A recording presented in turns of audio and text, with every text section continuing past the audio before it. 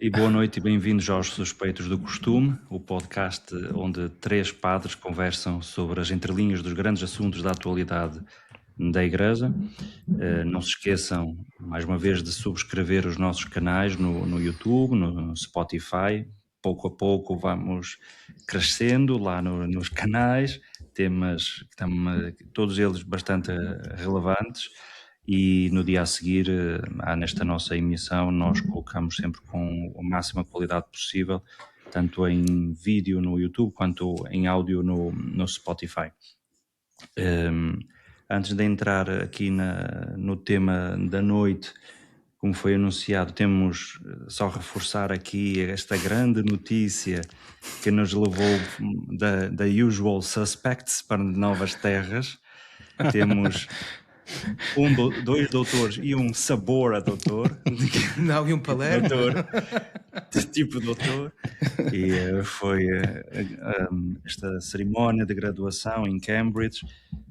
Eu matei a minha vontade também de comer um scone, já valeu também, entre várias coisas. Valeu. Foi a única coisa que se aproveitou nesse dia. Eu estava a ver que a coisa não ia acontecer, e então, mas foi uma cerimónia muito bonita e um passo importante para o Pablo, por isso está de parabéns. Obrigado. É verdade. E esta noite vamos comentar a carta encíclica Magnificat Humanitas, acabada de sair, foi apresentada segunda-feira.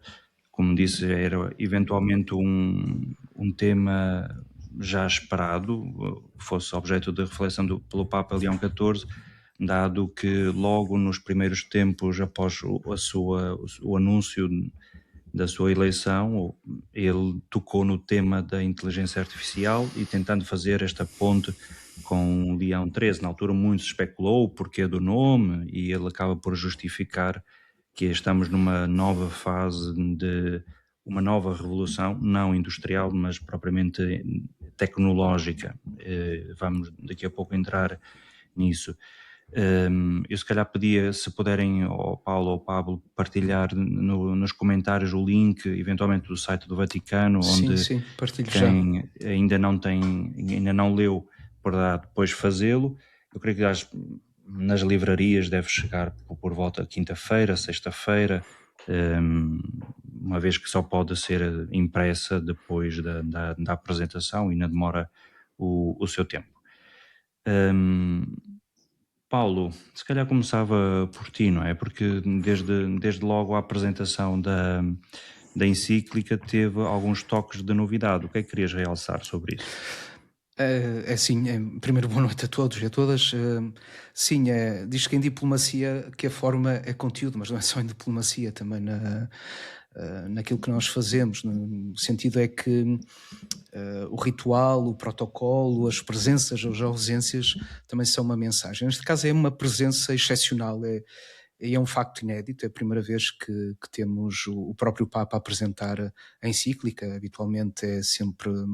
Há um conjunto de convidados e ali também houve, para além do Papa Leão XIV, também estava o Christopher Olah, que é o cofundador da Anthropic, já era um ateu declarado, mas depois o Padre Tiago falará melhor da sua presença e daquilo que foi o seu discurso, da importância do seu discurso.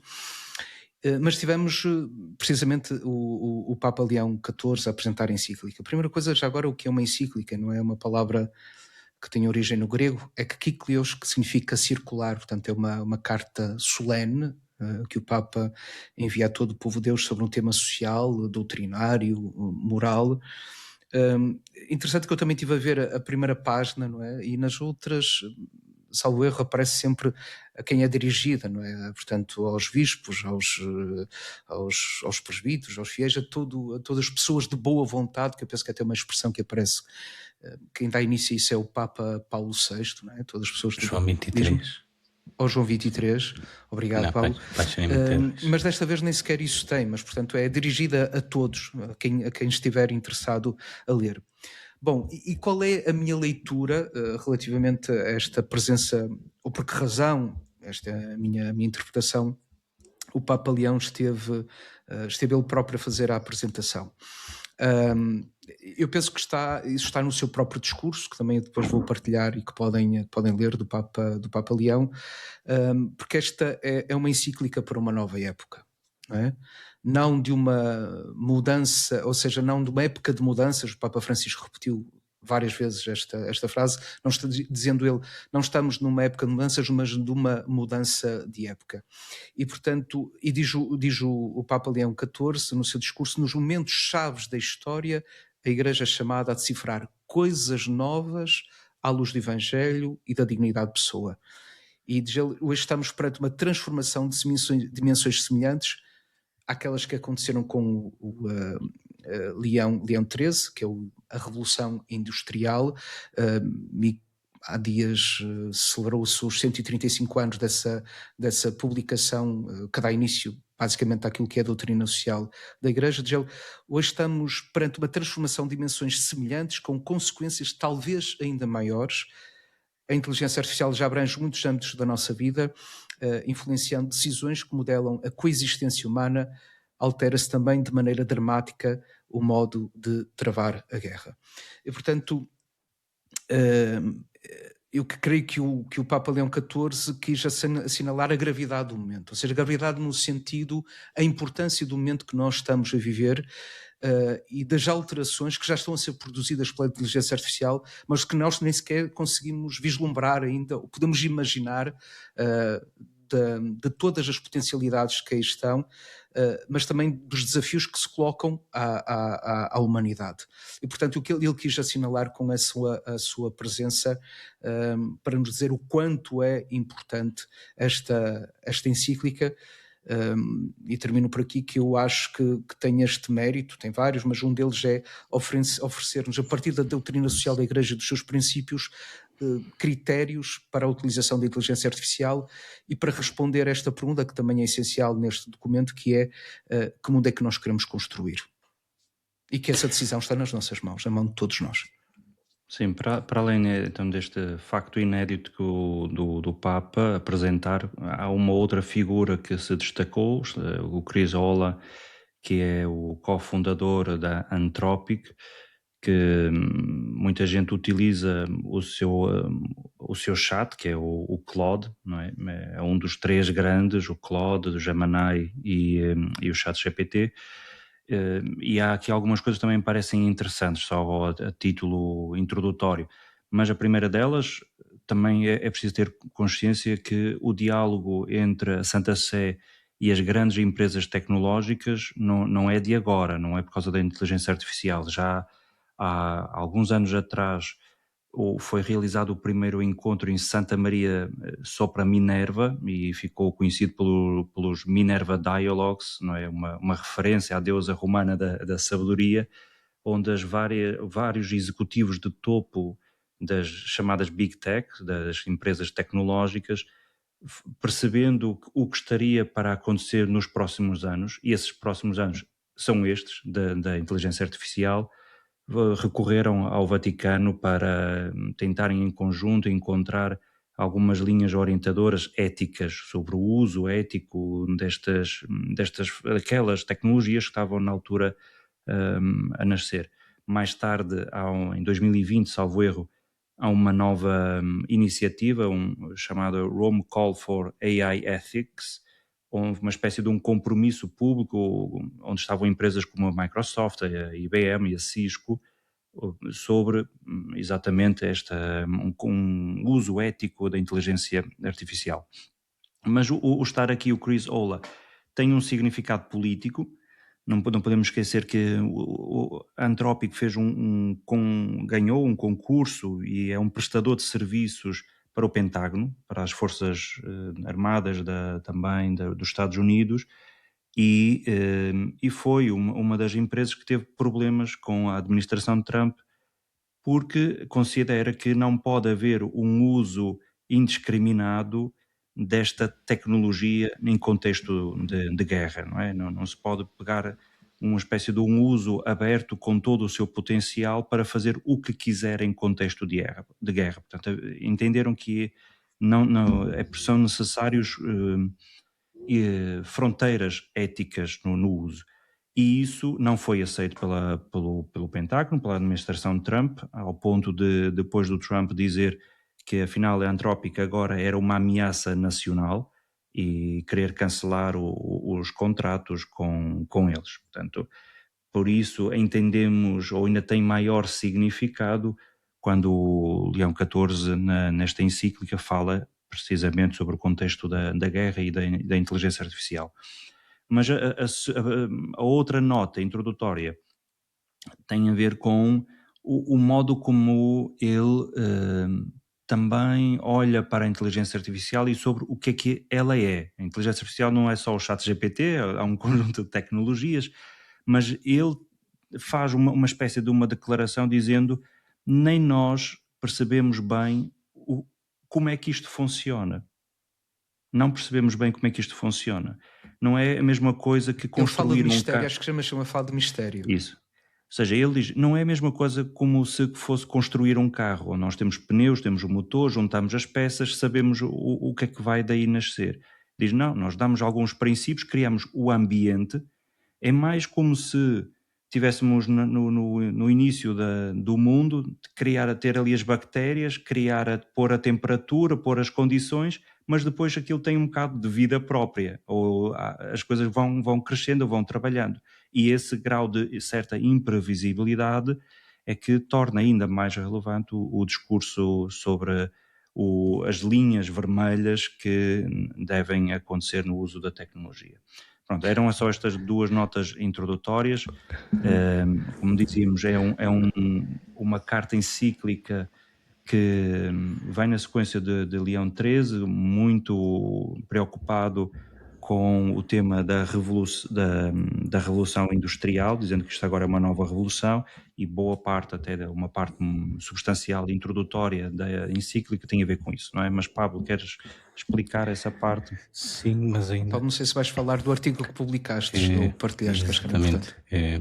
Eu acabei de partilhar o link de 2 artigos que o Padre Tiago, isto ele não ia dizer, mas digo eu, que neste momento o teólogo em Portugal que mais tem trabalhado sobre o tema da inteligência artificial é o Padre Tiago, com 2 artigos publicados em revistas científicas e da especialidade e um terceiro que está no forno para sair nos próximos dias, não é?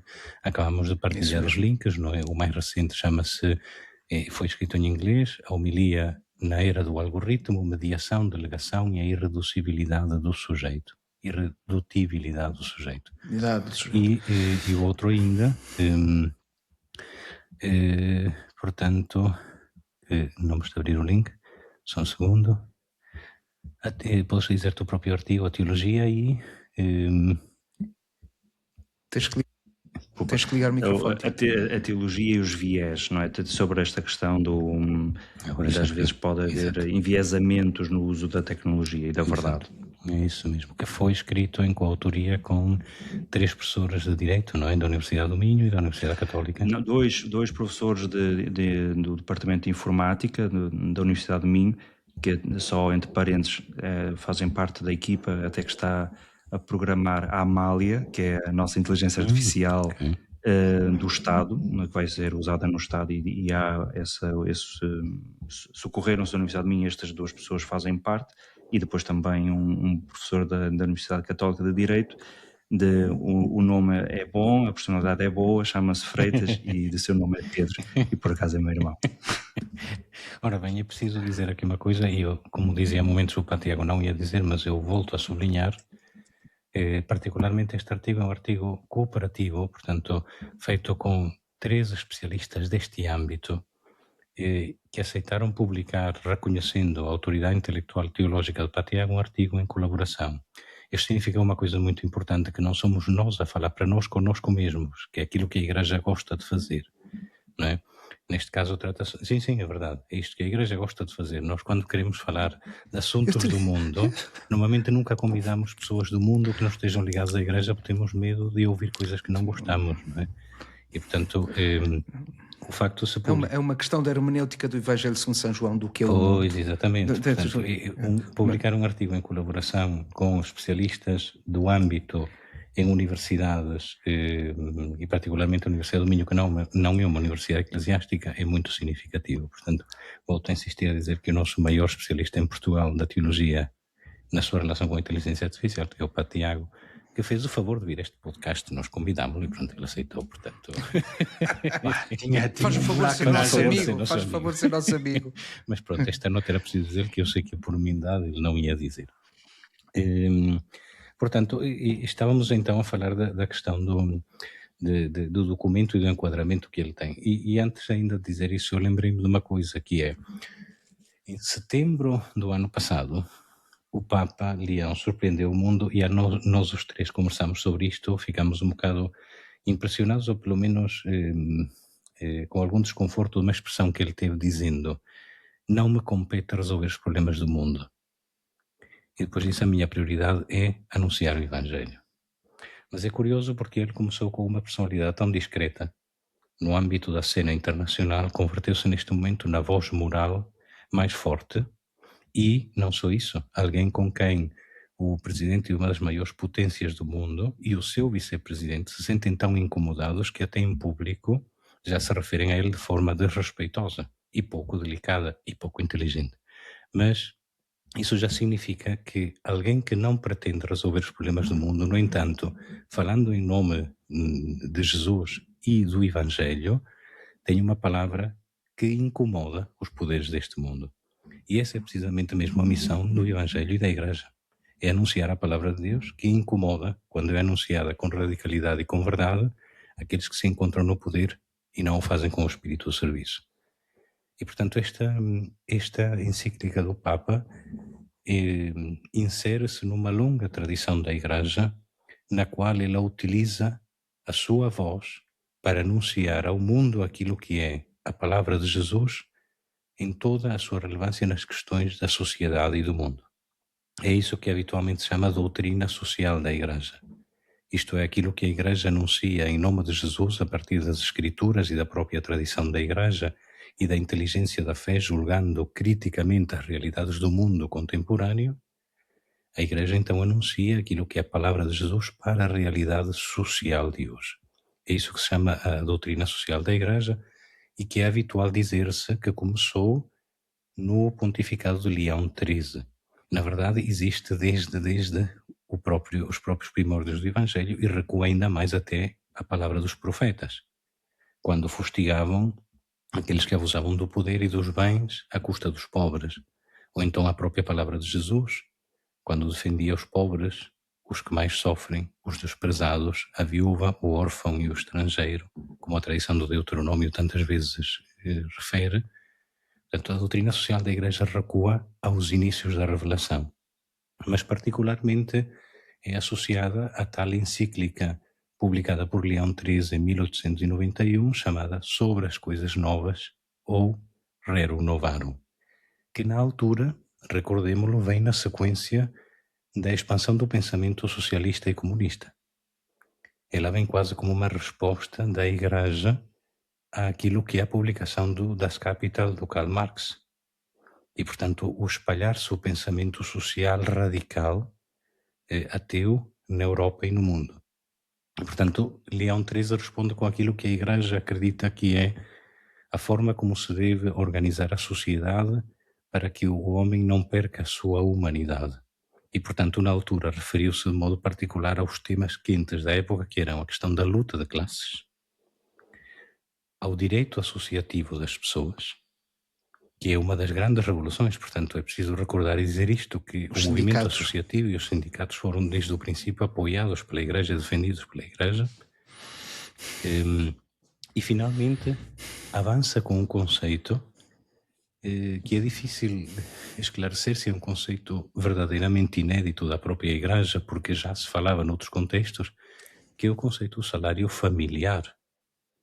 Isto é, que as pessoas têm direito a um salário que promova e defenda e permita uma vida digna para os membros da sua família.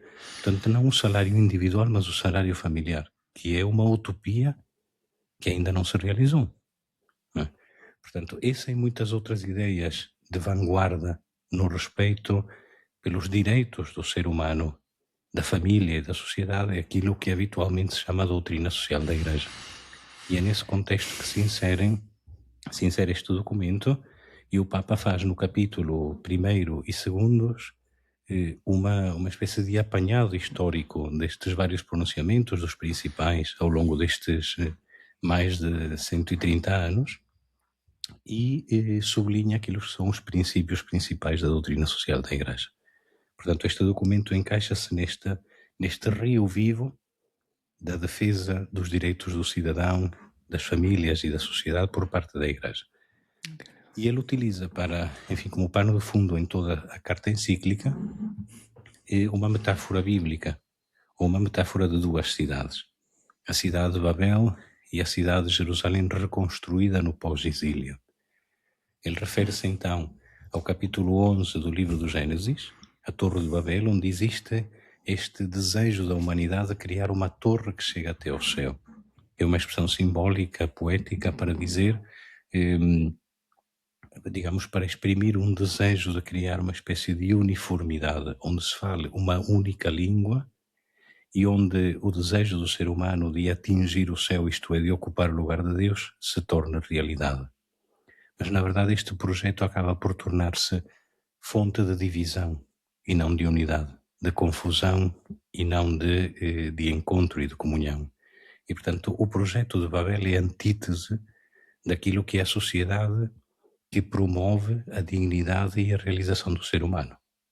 É, pelo contrário, o ser humano que se transforma num instrumento ao serviço de uma coletividade sem alma.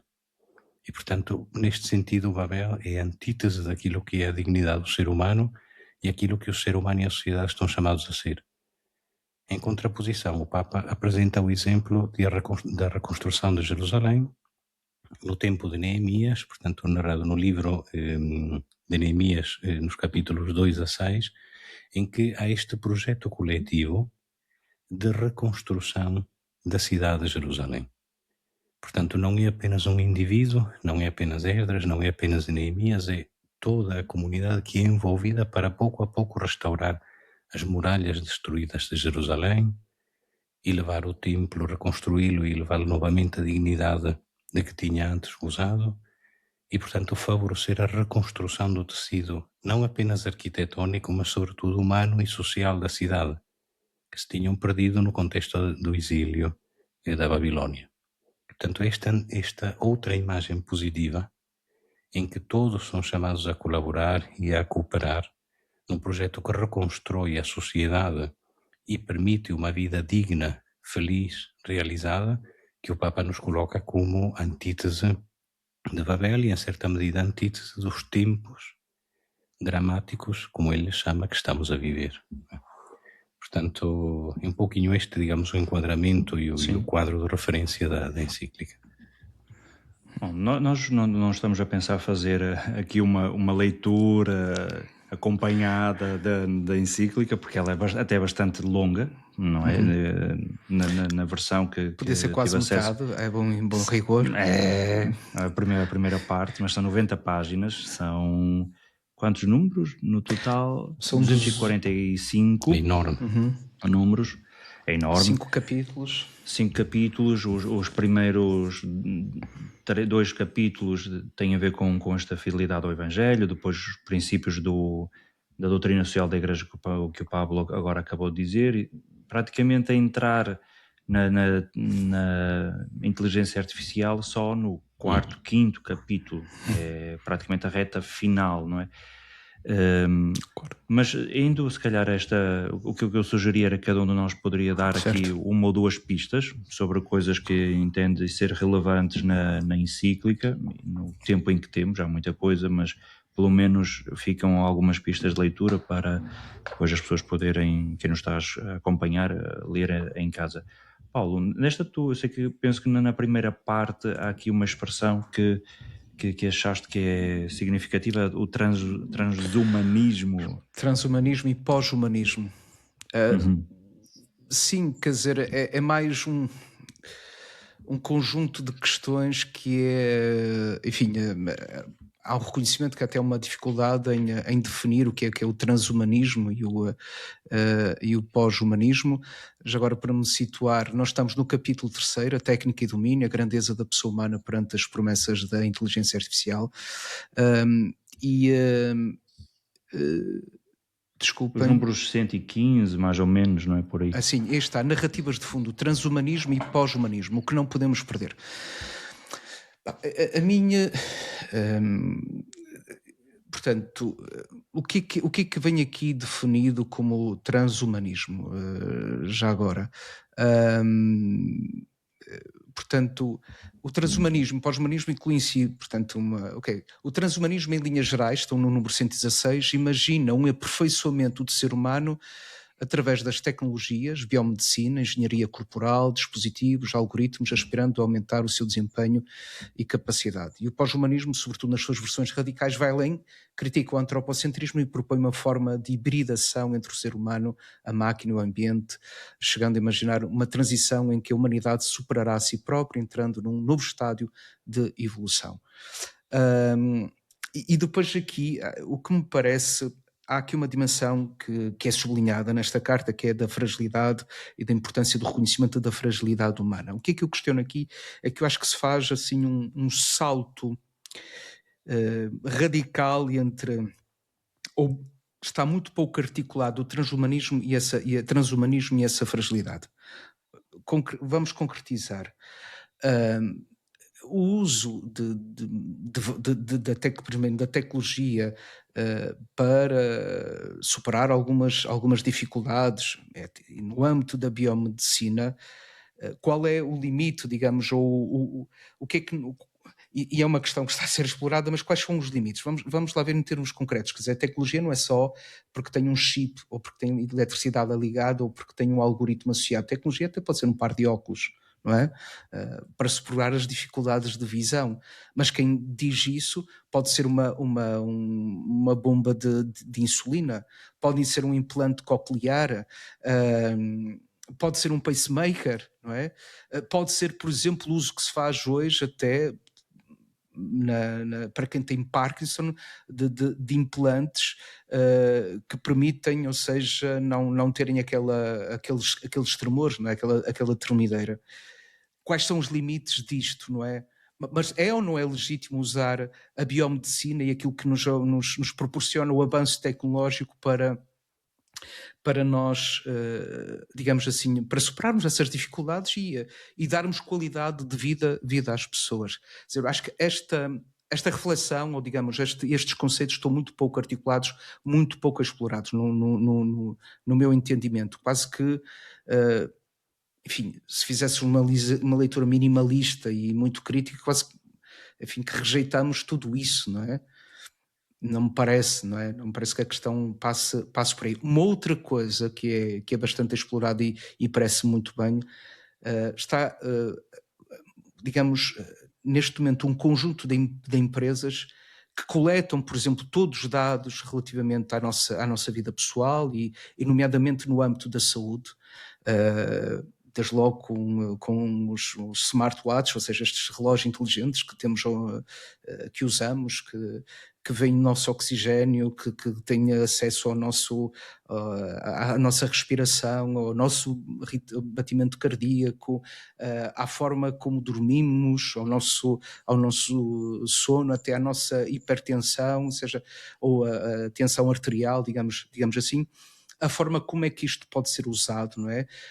Criando depois clivagens ou fosses muito grandes, não é? Já não sabendo propriamente que uso às vezes pode fazer desta informação e como é que ela é usada. Porque a grande questão me parece aqui, no âmbito da inteligência artificial, é que o algoritmo não é neutro, não é?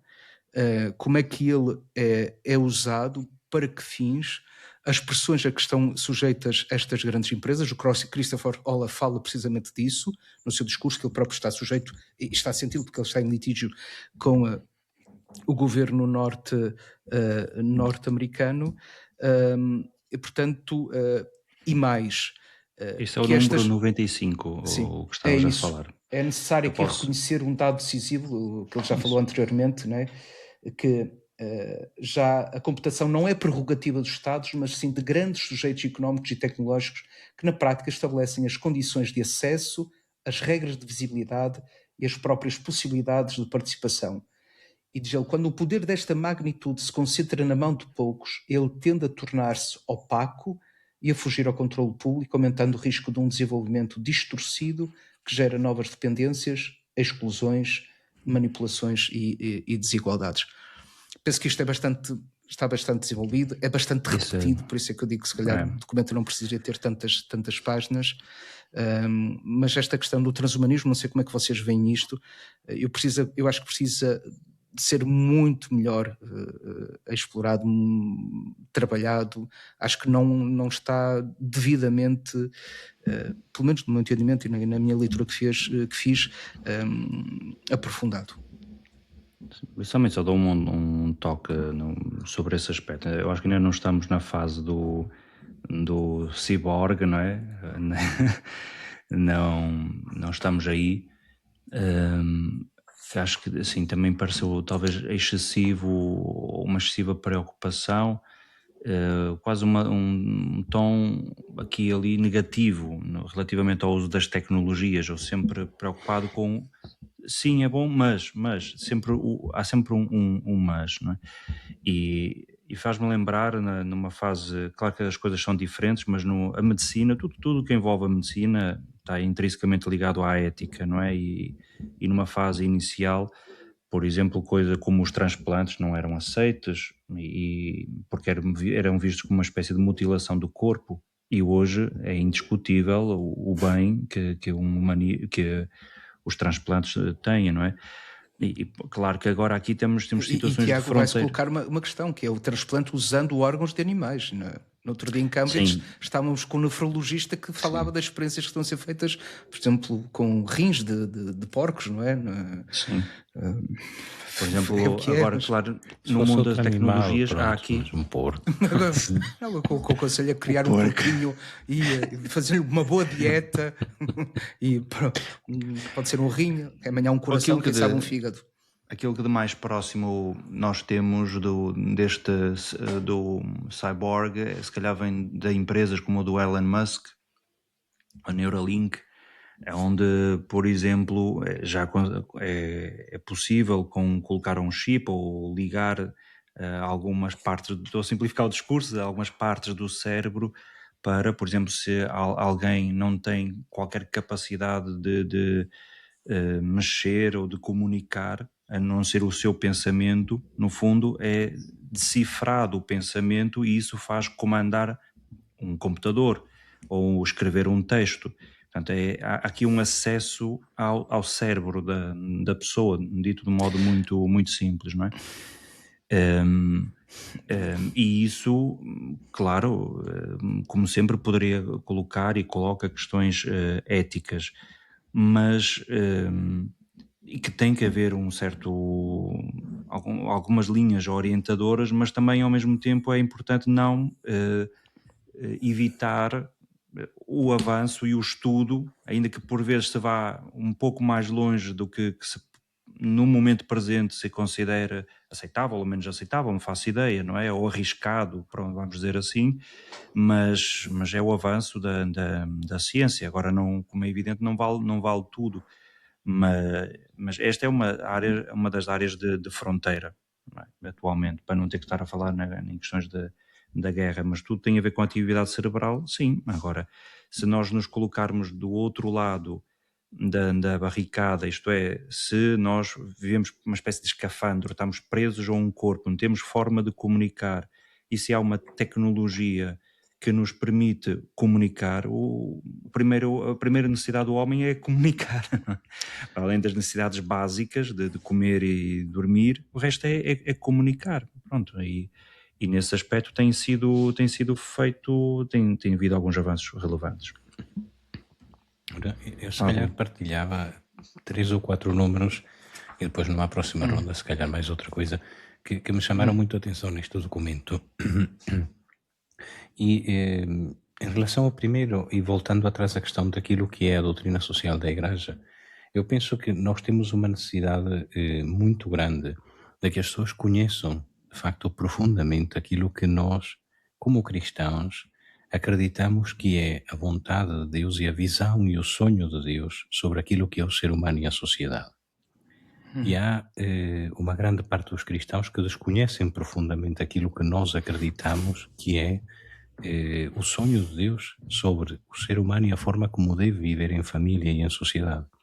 E, portanto, até há muitos agentes e há muitos cristãos que, no contexto em que trabalham, na escola, na sociedade, no grupo de amigos, nas realidades associativas de que fazem parte, têm posições contrárias àquelas que são a fé da Igreja, não porque de facto estejam contra aquilo que o Evangelho diz, mas porque muitas vezes desconhecem profundamente aquilo que o próprio Evangelho e a Igreja ensinam.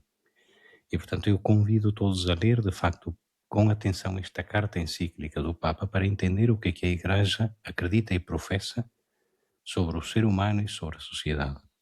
Acho que isso é importante insistir e voltar a dizer. Temos necessidade de conhecer aquilo que nós acreditamos que é o ser humano e a sociedade. Não é? Ora, e é muito interessante que em algumas das coisas que o Papa nos ensina sobre aquilo que nós acreditamos que é a sociedade, destaca-se em primeiro lugar a questão da verdade. Já falámos noutros episódios sobre a questão das fake news, não é?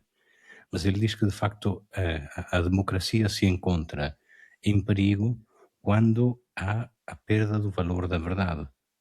E ele cita a Hannah Arendt, isto é no número 134, não é? Dizendo que o súbdito ideal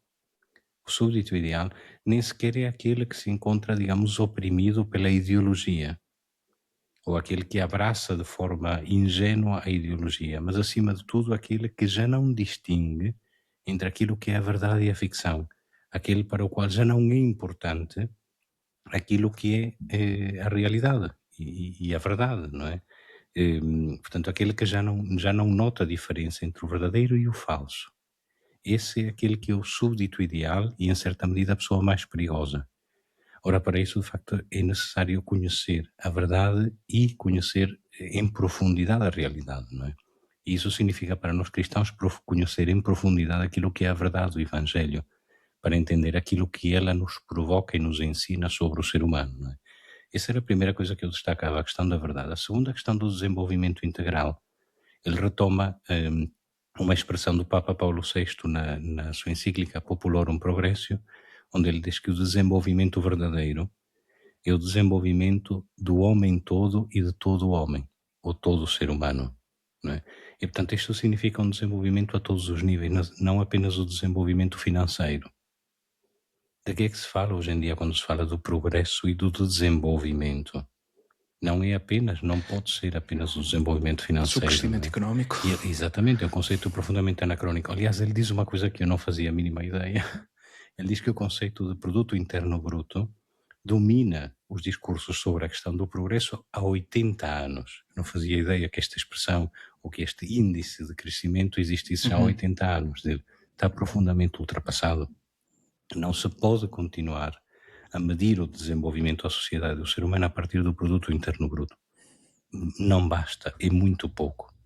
E, portanto, o desenvolvimento do ser humano tem de ser integral, olhando para todas as suas dimensões, afetiva, familiar, social, emocional, social, etc., profissional, laboral, escolar, cultural e espiritual.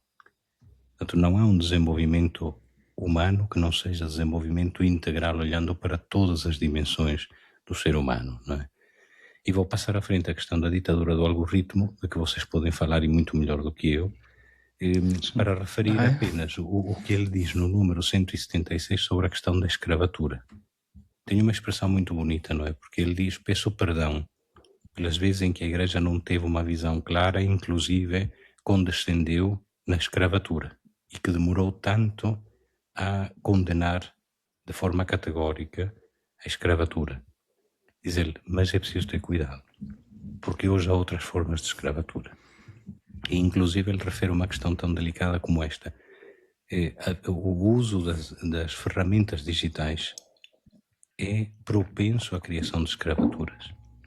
Basta pensar nos países onde a maior parte dos telemóveis ou dos computadores são produzidos. Ou então pensar os países de onde são extraídos os minerais que são utilizados para a criação dos equipamentos países profundamente pobres, com mão de obra escravizada. E, portanto, ele diz em que medida todos nós coletivamente participamos na escravidão na sociedade contemporânea e no mundo odierno. Não basta olharmos para trás, diz ele de uma forma extraordinária, não basta julgar o passado com os instrumentos de hoje, queixarmos-nos do tempo passado quando houve escravatura, ou houve abusos deste ou daquele tipo, não basta fazer isso. É preciso olharmos com responsabilidade para o tempo em que estamos a viver e em que medida nós participamos e condescendemos com formas de escravatura no nosso tempo. Portanto, acho que estes 3 tópicos, verdade, desenvolvimento integral e a questão da escravatura no mundo digital das mais variadas formas, são para mim centrais neste documento. E eu passo a palavra, tinha aqui outras coisas, mas ficam para logo, se tivermos tempo. Sim, porque acho que também, ao Paulo, depois se quiseres também tocar, no que estamos a falar, assim, a parte mais moral, a questão da ecologia, da guerra e tudo mais, não é?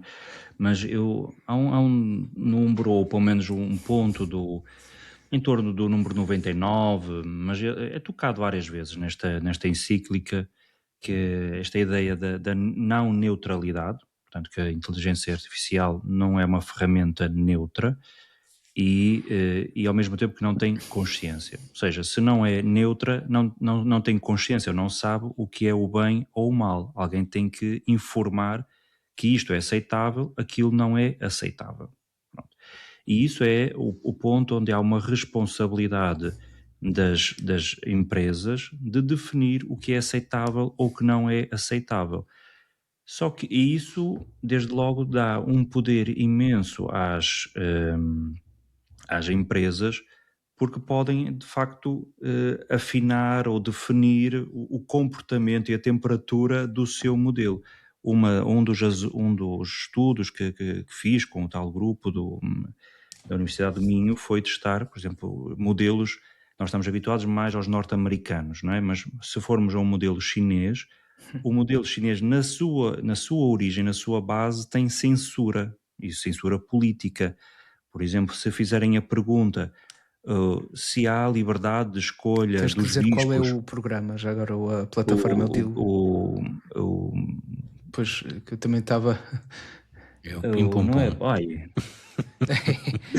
Deixa-me perguntar o ChatGPT. Não é o Greek. Agora. O chinês, diga um bocadinho, já me vem. Já vai.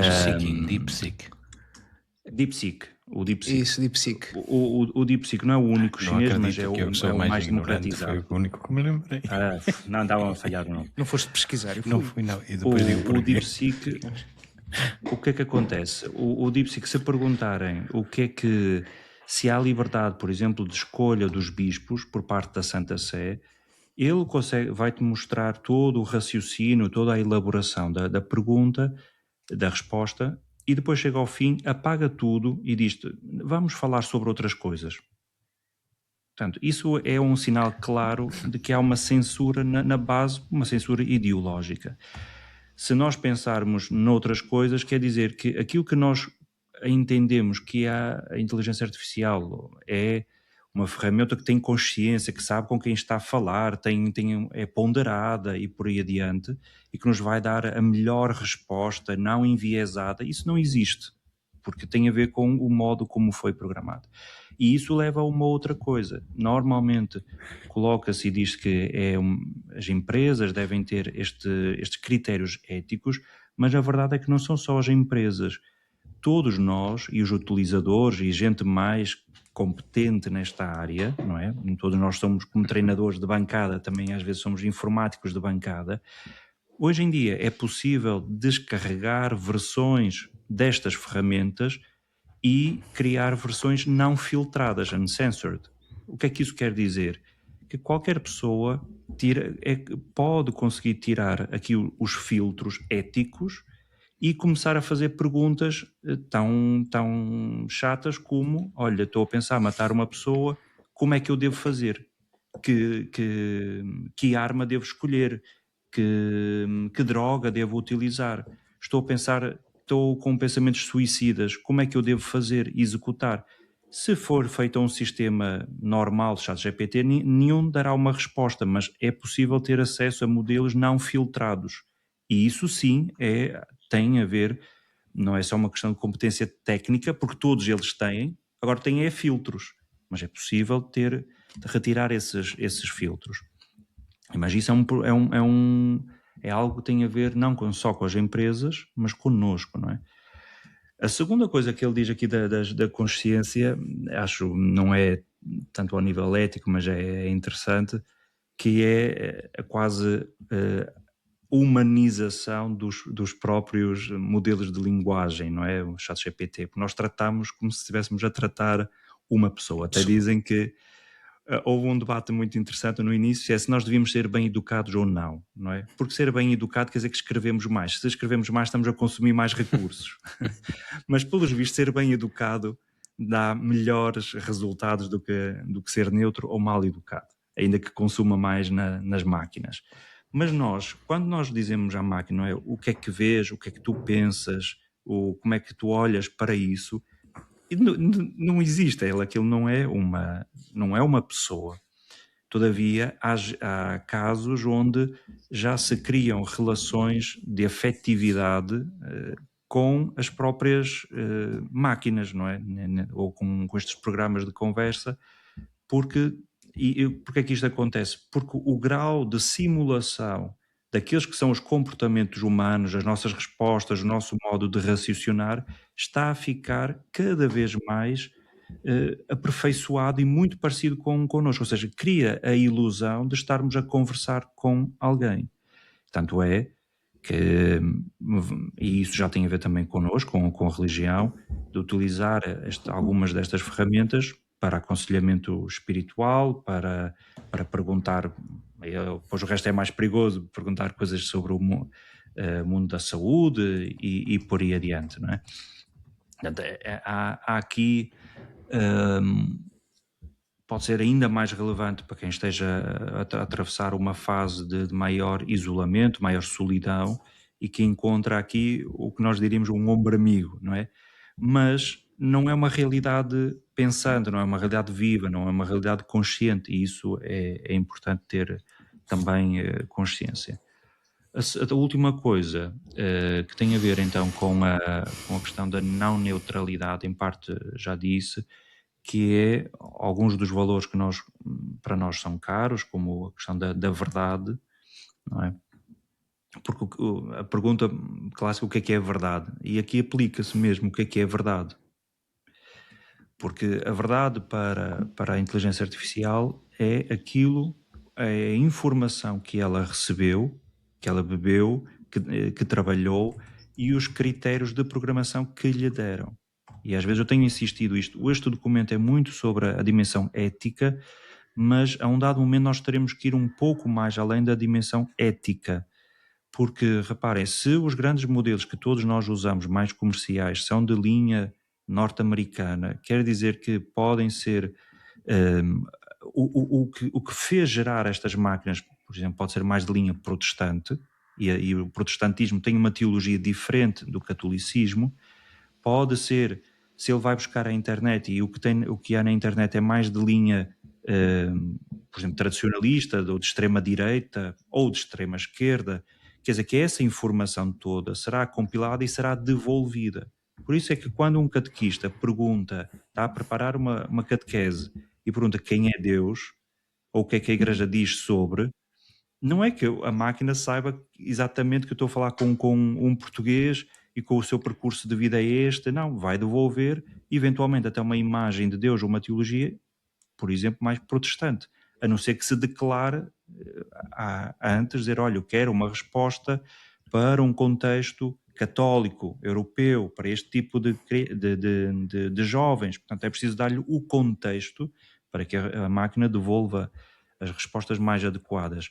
Mas se não temos esta consciência, e isso é mais do que ética, é aí sim uma literacia e uma educação para o uso destas tecnologias, que enquanto a Igreja estamos entusiasmados, como toda a gente, a usar para tudo e mais alguma coisa, mas eventualmente teremos que avançar neste uso correto das tecnologias. Eu ia falar da dimensão das relações que aparecem em vários momentos, mas que é o título deste, que é a salvaguarda da pessoa humana no uso na época da inteligência artificial. E a propósito disso que estavas a ter, da relação com a máquina como se fosse ser humano, não deixa de ser interessante que hoje uma das notícias tenha sido o projeto de lei que o PS apresentou, de que as pessoas têm direito a ser atendidas por um interlocutor humano, ou seja, portanto o PS no fundo quer que o consumidor tenha direito a ser atendido por um interlocutor humano e não por uma máquina.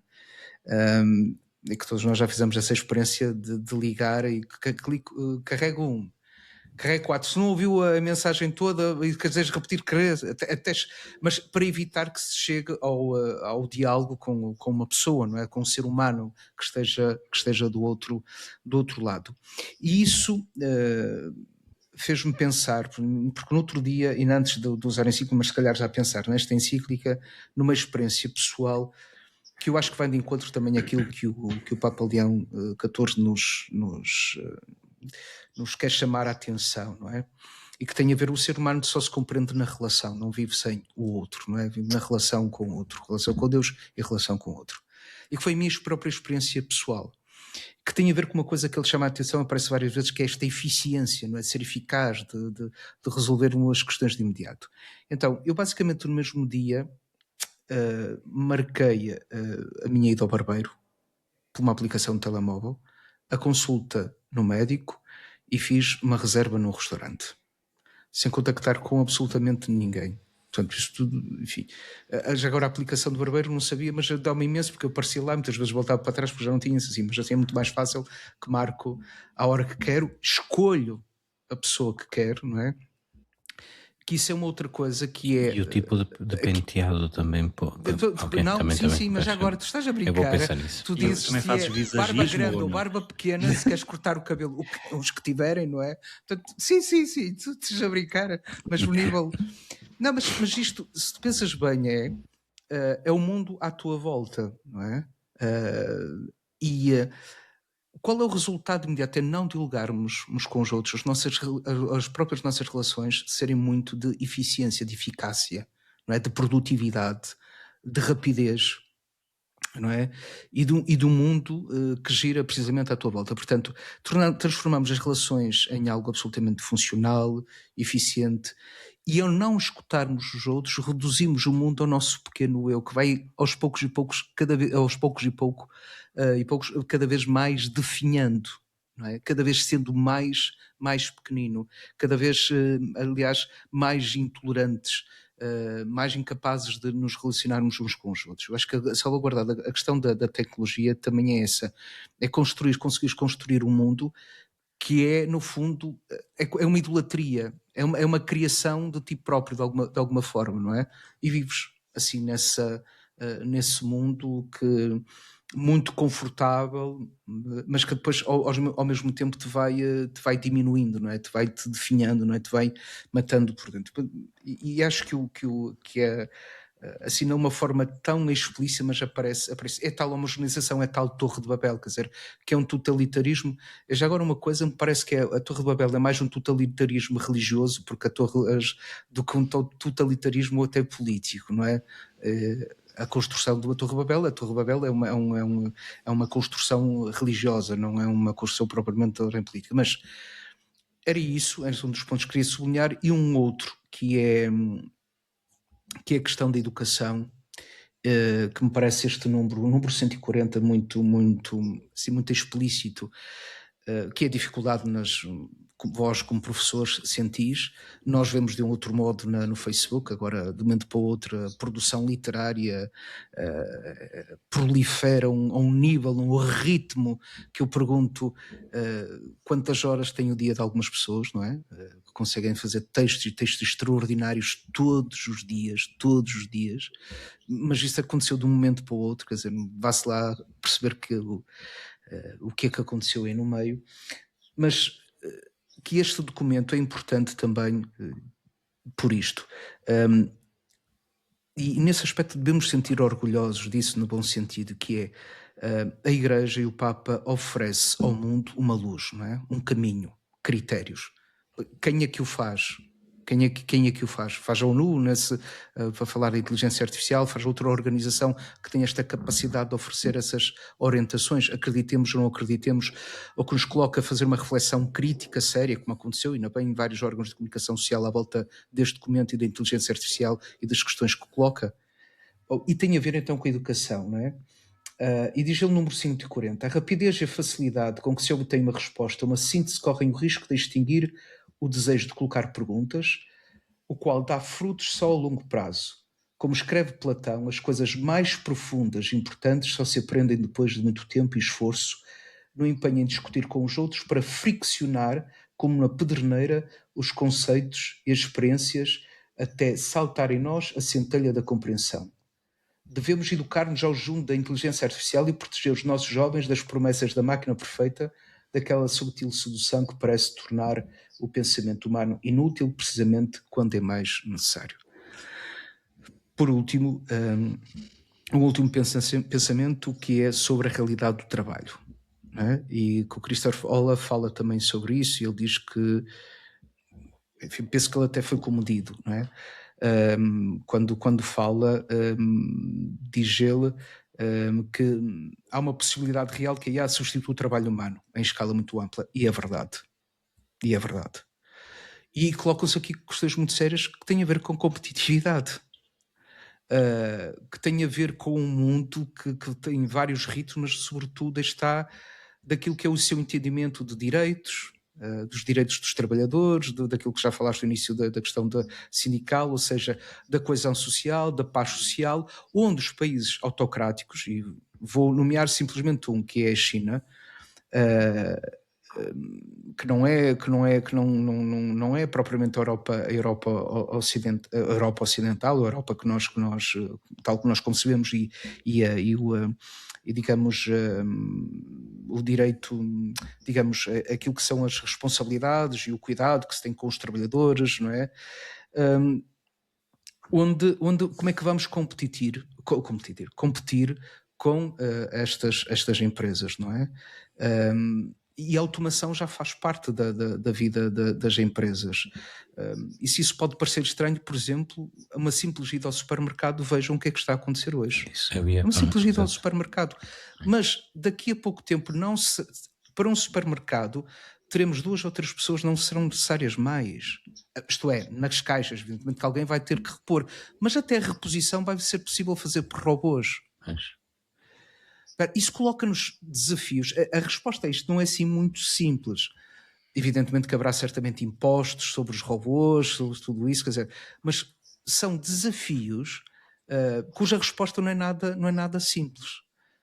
Quer dizer, a decisão está nas nossas mãos, mas a pergunta é, como num mercado global interdependente como nós estamos, é que nós percebemos que ninguém sabia onde era o Estreito de Hormuz, digo eu, e pelo menos raramente ouvia falar do Estreito de Hormuz. De repente todos nós percebemos que o estreito não é muito estreito.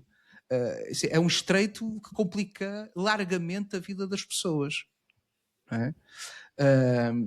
E, portanto, países com um nível de industrialização, de automação, de crescimento a este nível de inteligência artificial, que depois invadem, digamos, a não ser que haja o protecionismo, os nossos mercados com esses produtos, colocam problemas sérios àquilo que nós conhecemos, que é da nossa vida, e até a coesão social e paz social, não é? Porque levantam muitas questões concretas de que é o que fazemos porque não vamos precisar de tanta mão de obra, né?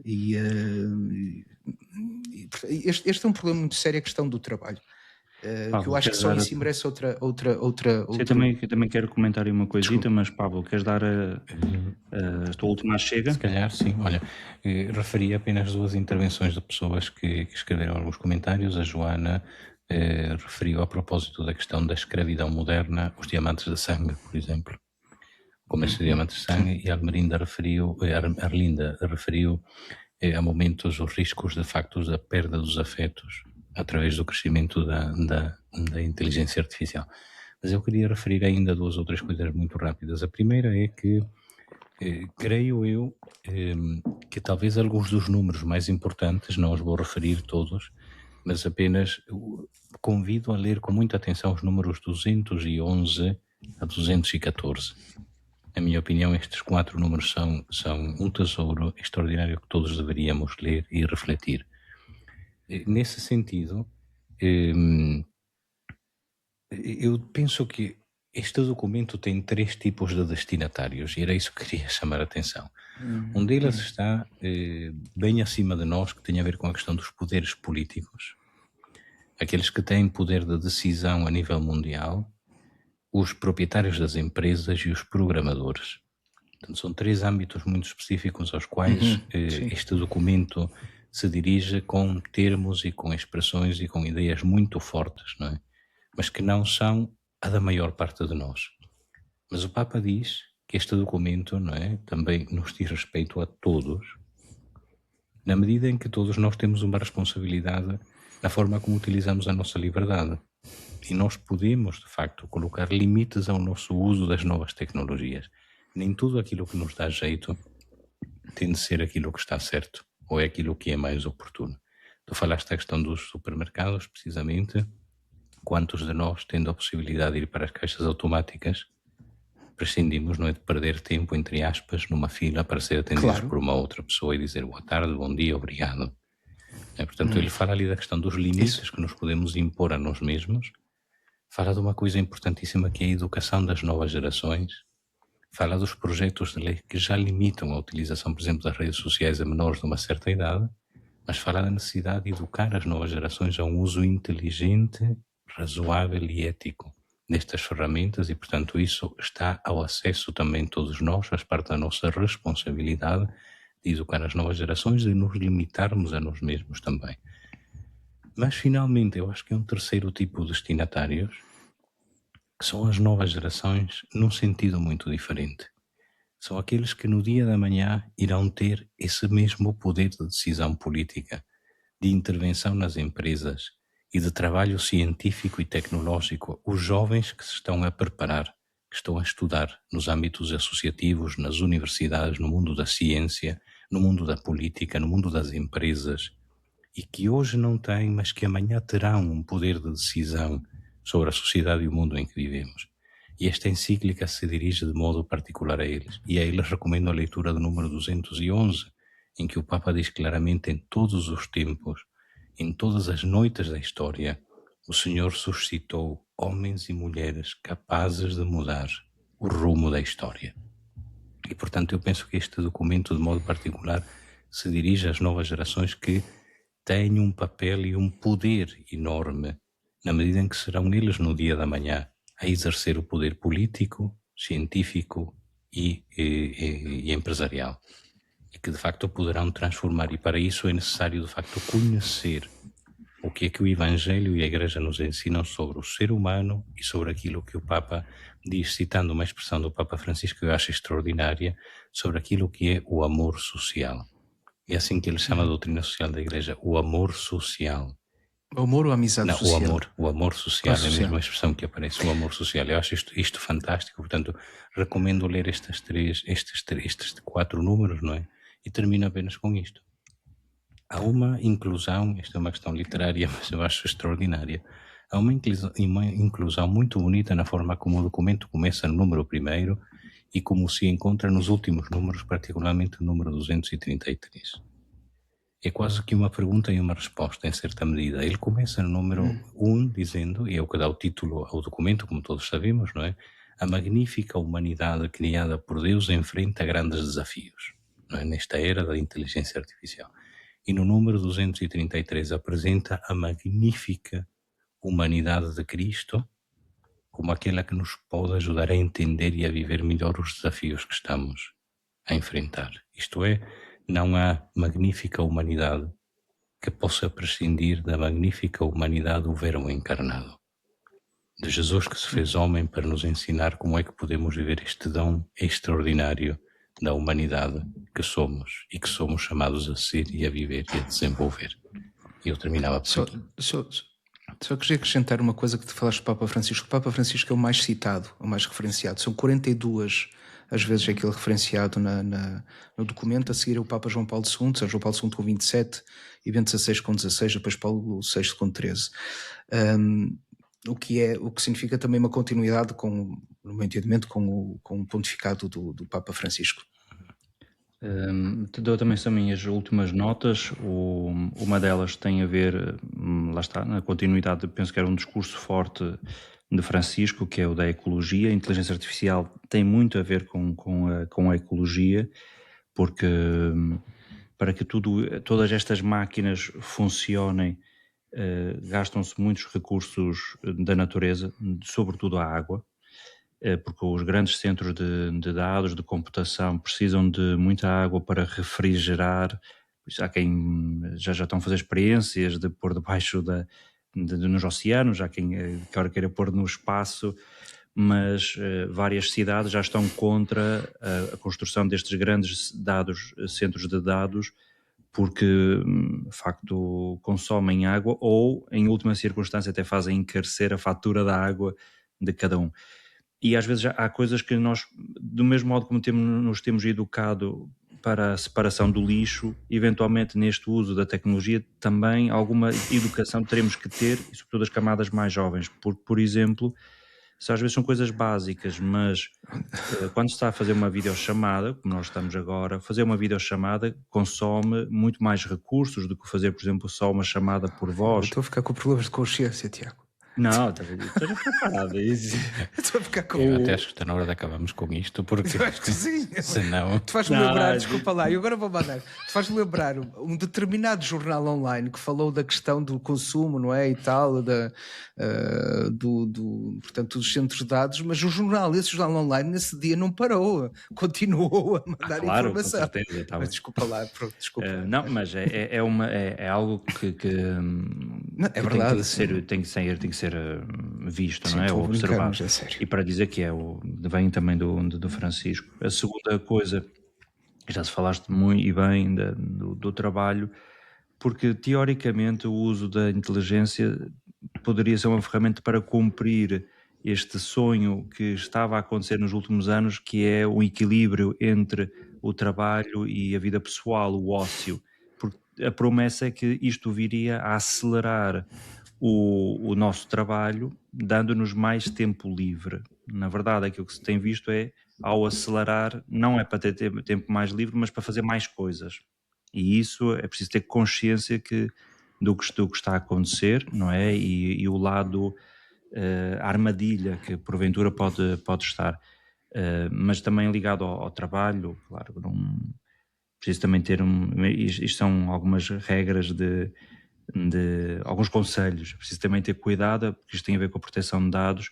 Nós, para acelerar o trabalho, metemos para lá tudo no ChatGPT e outras coisas que são da nossa produção ou do nosso trabalho, e não podemos esquecer que quando uma coisa é gratuita, não é, Paulo? O produto somos nós. Somos nós. Quer dizer que tudo que lá colocamos serve posteriormente para para alimentar os modelos e aquilo que é propriedade intelectual nossa ou da empresa, o que seja, passa a ser absorvido por estas ferramentas. Portanto, é uma questão de...